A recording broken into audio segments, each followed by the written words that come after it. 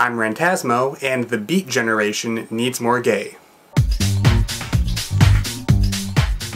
Before I get into the nitty-gritty, there's a distinction to be made between the Beat Generation and beatniks. Beatniks are a superficial stereotype, and they're the sort of image that usually springs to mind when one thinks of the culture surrounding beat poetry. Artsy slackers who hang out in coffee shops playing the bongos and dressing like Judy from Doug.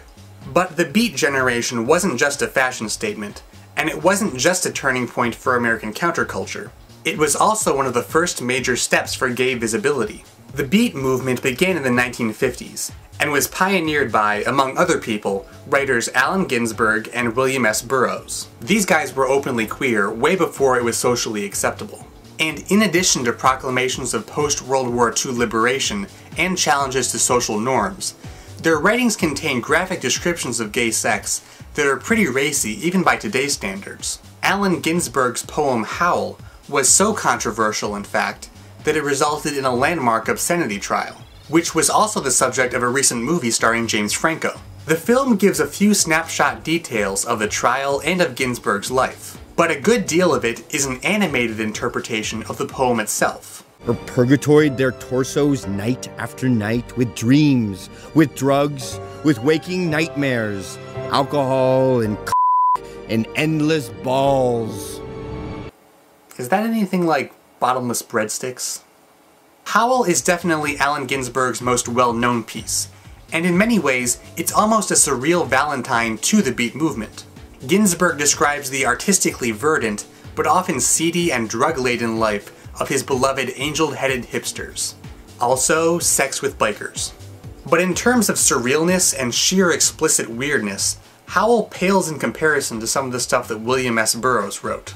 Burroughs is best known for his novel Naked Lunch. It's practically impossible to even describe the story, since the characters, setting, and plot never seem to stay the same for more than a few pages. But maybe it'll make more sense after watching David Cronenberg's film adaptation.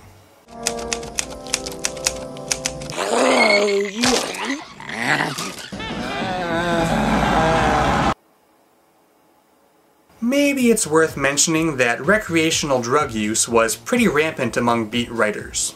If the Beat Generation were a restaurant, the signature dish on its menu would be a heroin sandwich that comes with endless balls. In fact, Naked Lunch is purported to have been written under the influence, as it were. Burroughs claimed he didn't even actually remember writing it.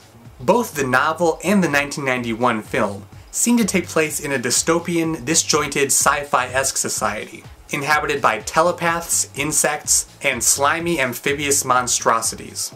And surprise, rampant drug use and gay sex.